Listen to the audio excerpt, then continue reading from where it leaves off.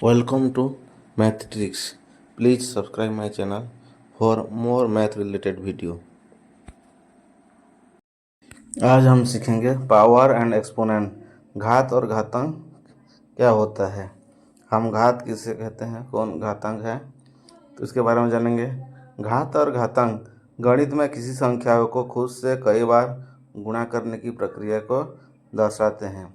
घातांक या एक्सपोनेंट बताता है कि आधार बेस जो है संख्या को कितनी बार गुणा करना है, और घात जो पावर है उसी गुणा को का परिणाम होता है। उदाहरण के लिए 2 की घात 3 है तो हम 2 के पावर 3 लिखेंगे। का मतलब है 2 को 3 बार गुणा करना है, हम 2 को 3 बार गुणा करेंगे, 2 इंटू 2 इंटू 2, तो इसका आंसर होगा, इसका परिणाम कितना होगा, 2 दूनी 4, 4 दूनी 8, तो इसका आंसर होगा 8। हम 2 की पावर अगर 3 है तो हम 3 बार गुणा करेंगे, अगर 4 हो तो 4 बार, तो 5 है तो 5 बार, जितना है उतना बार गुणा करेंगे। तो यहाँ पर देखिए 5 की घात 2, तो 5 का घात पावर 2, इसी तरह ऊपर छोटा संख्या में लिखेंगे पावर को, तो 5 का पावर 2 का मतलब है 5 इंटू 5, तो 5 को हम 2 बार गुणा करेंगे, इसका पावर का मतलब घात जो है 2 बार है, तो 5 इंटू 5 कितना होगा 25, हम 2 बार गुणा करेंगे तो 25 है। तो यहाँ पर देखिए 5 की घात 2 को हम ऐसे लिखेंगे, 5 का पावर 2 कहा जाता है, 2 को हम छोटा लिखेंगे 5 के ऊपर, तो उसको 2 को कहते हैं एक्सपोनेंट या घातांक। 2 एक घातांक है, मतलब घातीय अंक है, तो उसका घातांक कहा जाता है, इंग्लिश में उसको एक्सपोनेंट कहा जाता है। हम इसको छोटे अक्षरों में, जो 5 का नॉर्मल साइज है उससे छोटा ऊपर दाहिनी तरफ लिखेंगे इसको, उसी तरह जैसे 5 का पावर 2 लिखा है।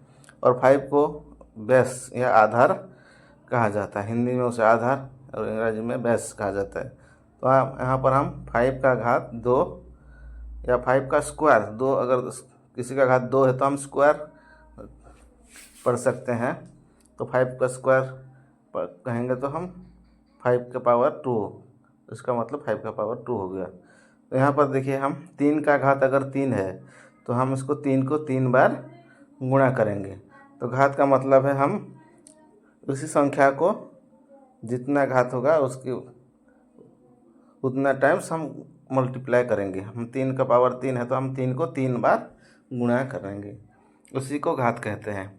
तो देखिए 3 को 3 बार गुणा करने से कितना होगा 27, 3 इंटू 3 इंटू 3, 3 इंटू 3 कितना होता है 9, फिर इंटू 3 करेंगे तो 9 में 27।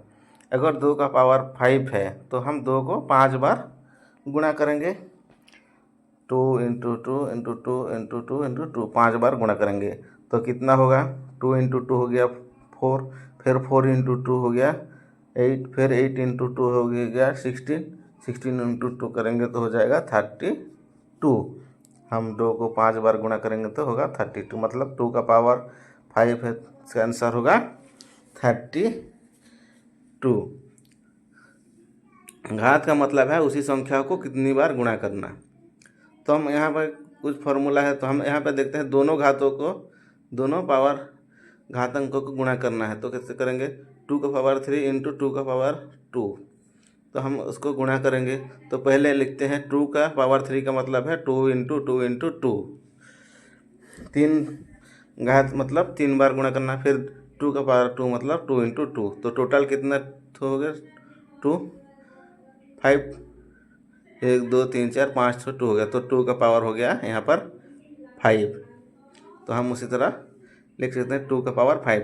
तो यहाँ पर देखेंगे क्या होता है, उसका घात जो है, दोनों का घात को यहाँ क्या क्या किया होगा, प्लस करने से कितना होगा 5। देखो 2 का पावर 3 और 2 का पावर 2, तो कितना हो गया 5। तो इसी तरह से गुणांक का नियम है, a to the power m into a to the power n equal to होगा a to the power m plus n।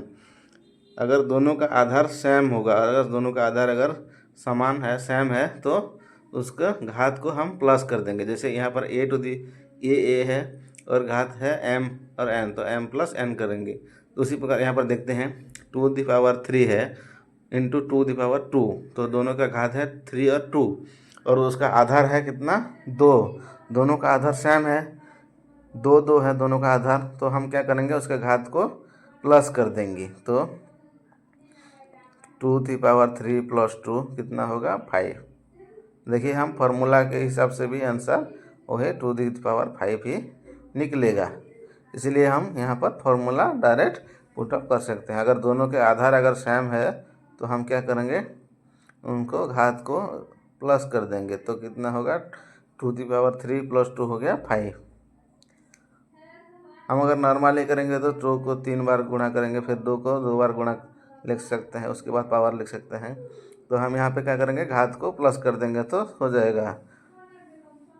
अगर 7 का पावर 4 × 7 का पावर 5, तो यहाँ पर भी बेस सेम है, तो क्या करेंगे वहाँ पर भी घात को प्लस कर देंगे। दोनों का पावर को प्लस कर देंगे तो कितना होगा, 7 4 + 5 कितना हो गया, 9। तो यहाँ पर 7 का पावर हो गया 9। दोनों का घात बेस सेम हो तो हम उसका घात को प्लस कर देंगे। ये हो गया पहला फार्मूला। अगर हम मान लीजिए कि अगर दोनों का बेस सेम नहीं होगा तो क्या करेंगे, उसके लिए और एक फार्मूला है। दोनों का अगर पावर सेम नहीं है, पावर सेम होगा अगर आधार सेम नहीं होगा, बेस जो है सेम नहीं, अलग अलग है।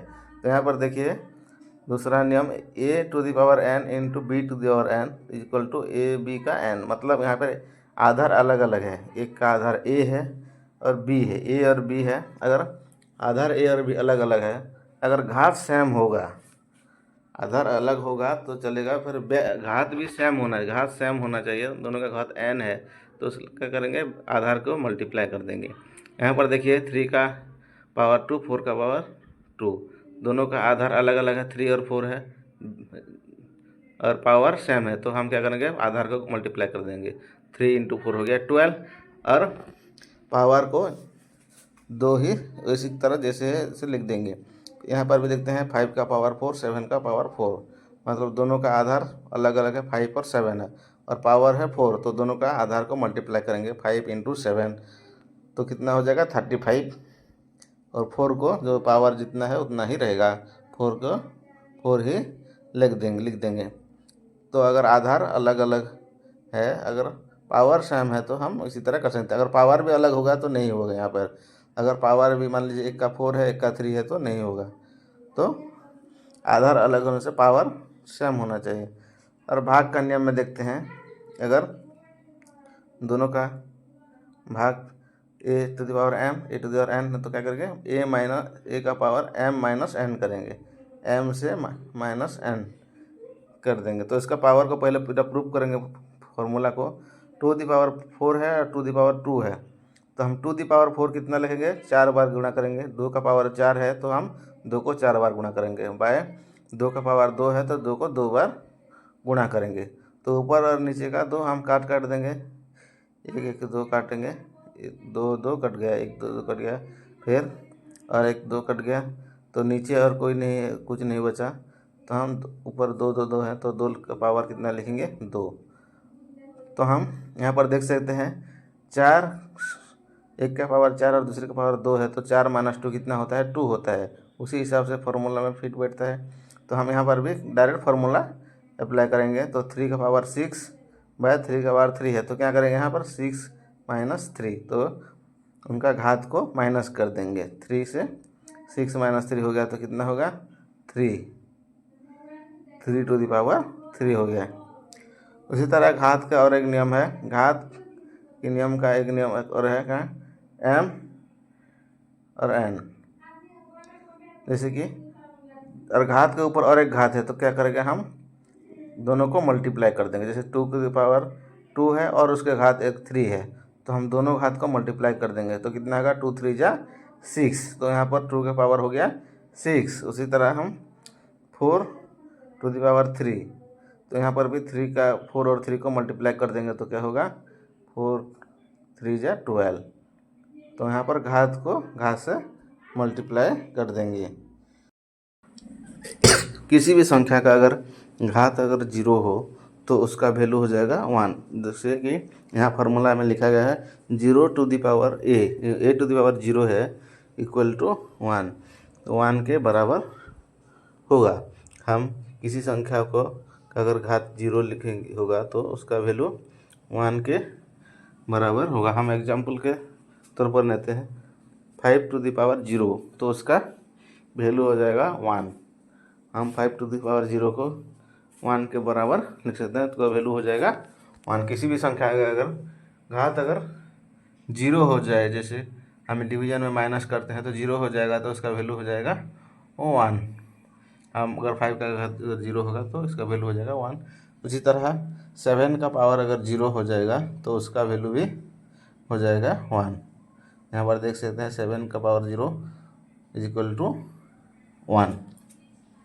और यहाँ पर हम देख सकते हैं और एक फॉर्मूला है, किसी भी संख्या का घात अगर माइनस हो तो उसको लिख सकते हैं, अगर a to the power minus n है, माइनस एन अगर पावर है तो उसको लिखेंगे a by 1 by a to the power n, तो 1 बाय हो जाएगा 1 से डिवाइड, 1 को डिवाइड करेगा तो 1 by a to the power n होगा इसका आंसर।